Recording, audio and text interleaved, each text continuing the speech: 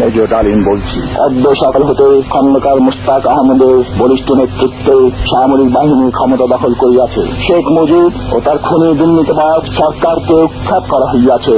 এখন হতে সারা দেশে সামরিক আইন জারি করা হলো। আপনারা সবাই আমাদের সাথে সহযোগিতা করুন। আপনারা নিশ্চিন্ত থাকুন, কোনো অসুবিধা আপনাদের হইবে না। বাংলাদেশ জিন্দাবাদ।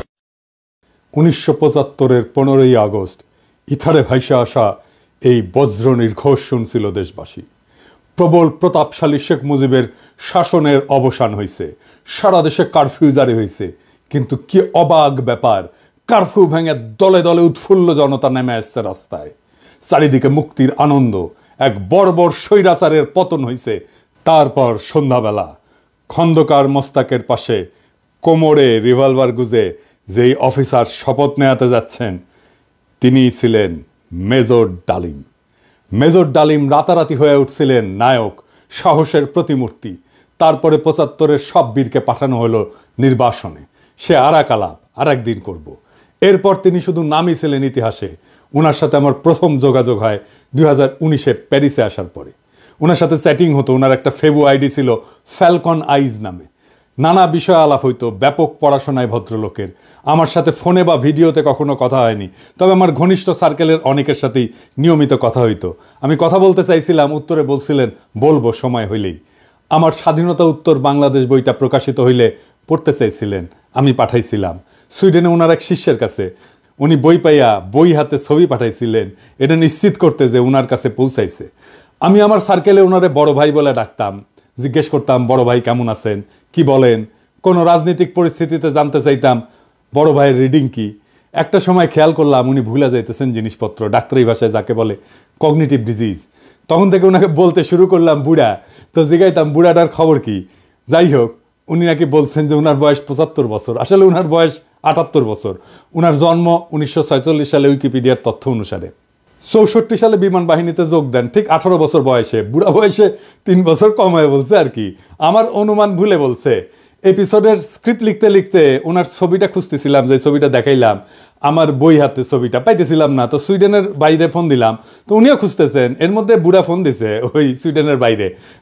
তো উনি যখন জানলেন যে আমি লাইনে আছি, উনি স্পিকারে দিলেন, আমি শুনতেছি। উনি বলতেছেন, আমাদের দুইজনকে স্পিকারে দিলেন। উনি জিজ্ঞেস করলেন পিনাকি কি দেখছে আমার লাইভ। আমি বললাম হ দেখছি বড় ভাই। তো সুইডেনের বড় ভাই ওনারা বলতেছেন, আপনি পিনাকির বই হাতে একটা ছবি তুলছিলেন না, আছে ওইটা। আমি শুনতেছি। তো বুড়া বলতেছে, পিনাকি বই লিখছে নাকি, কই আমি তো দেখি নাই।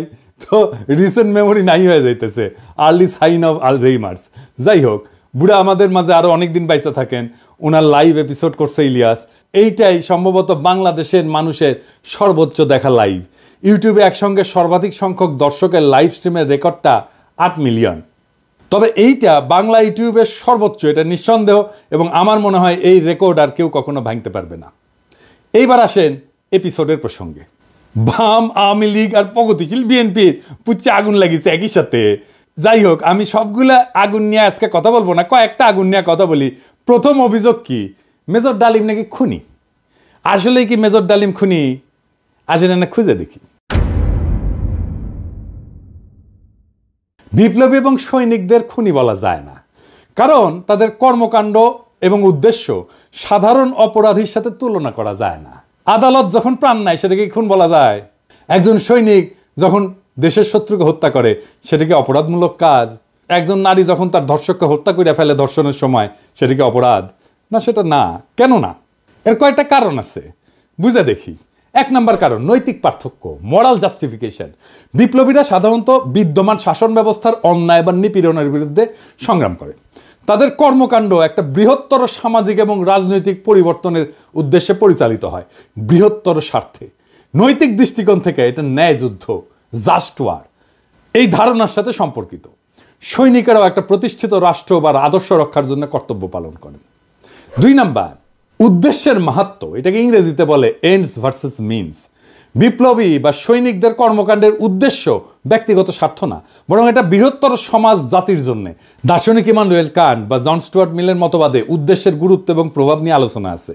মিলের উপযোগবাদ বলে একটা তত্ত্ব আছে। এটা অনুযায়ী যদি একটা কর্ম বৃহত্তর জনগণের কল্যাণে হয় তবে সেটা নৈতিকভাবে গ্রহণযোগ্য। 3 নাম্বার, সমাজের দৃষ্টিভঙ্গি বা পারসেপশন বাই সোসাইটি। সমাজ সাধারণত সৈনিকদের রক্ষক এবং বিপ্লবীদের ন্যায়ের প্রতীক হিসাবে দেখে। সময়ের সঙ্গে অনেক বিপ্লবীকে নায়ক হিসেবে স্বীকৃতি দেওয়া হয়। এটার আইনি ব্যাখ্যাও আছে। এক নম্বর হইতেছে যে লেজিটিমেসি অফ অ্যাকশন, মানে রাষ্ট্রীয় বৈধতা। সৈনিকদের কর্মকাণ্ড রাষ্ট্রীয় আদেশের আওতায় ঘটে। আন্তর্জাতিক আইন অনুযায়ী যুদ্ধ বা প্রতিরক্ষায় হত্যা বৈধ, যদি তা যুদ্ধের আইন মেনে চলে। 2 নম্বর হচ্ছে রাজনৈতিক লড়াই বনাম অপরাধ, পলিটিক্যাল স্ট্রাগল ভার্সেস ক্রাইম। বিপ্লবীরা সবসময় বিদ্যমান আইন ভঙ্গ করে। বিপ্লব বা অভ্যুত্থান বিদ্যমান আইনের উপরে। সেই জন্যে বিপ্লবীদের কর্মকাণ্ডকে অপরাধ হিসেবে বিবেচনা করা যায় না, কারণ আইন এটা সংজ্ঞায়িত করে বা ডিফাইন করে অপরাধ, আর বিপ্লব এটার উপরে। তা উপরে থেকে এই অপরাধের ডেফিনেশন তো বিপ্লব গ্রহণ করবে না। জুলাই বিপ্লবে পুলিশ নিহত হয়েছিল, মারা গেছিল, মারে ফেলা হয়েছিল, এটা অপরাধমূলক কাজ না, এটা বিপ্লবী সহিংসতা। এই জন্যই এই হত্যার বিচার করা যাবে না, কারণ বিপ্লব অভ্যুত্থান আদালত বা আইনের চাইতে বড়। যদি পুলিশ হত্যার বিচার হয় তাহলে ধরে নেবেন বিপ্লব পরাজিত। 15ই আগস্টের বিপ্লব পরাজিত হয়েছিল জন্যই আগস্ট বিপ্লবের নায়কদের বিচার এবং ফাঁসি হয়েছিল। 3 নম্বর হইতেছে যে ইচ্ছাকৃত হত্যা বনাম কর্তব্য, ইন্টেনশনাল কিলিং ভার্সেস ডিউটি। সাধারণ অপরাধী ব্যক্তিগত স্বার্থে হত্যা করে, অন্যদিকে সৈনিকেরা যুদ্ধক্ষেত্রে এবং বিপ্লবীরা সামাজিক রাজনৈতিক কাঠামো এবং বিদ্যমান ব্যবস্থা বদলের উদ্দেশ্যে কাজ করে এবং এর ক্ষেত্রে বিপ্লবী সহিংসতা হয়। এইটা তাদের কাজকে ইচ্ছাকৃত হত্যাকাণ্ড থেকে আলাদা করে। সেই জন্যই তাদের কাজগুলোকে ইচ্ছাকৃত হত্যাকাণ্ড থেকে আলাদা হয়ে যায়। শেখ মুজিবকে কেউ খুন করেনি, সে অভ্যুত্থানে নিহত। তার পরিবারের সদস্যদের কেউ খুন করেনি, তারাও অভ্যুত্থানে নিহত। দ্বিতীয় অভিযোগ হচ্ছে মেজর ডালিম শিশু হত্যা করেছে।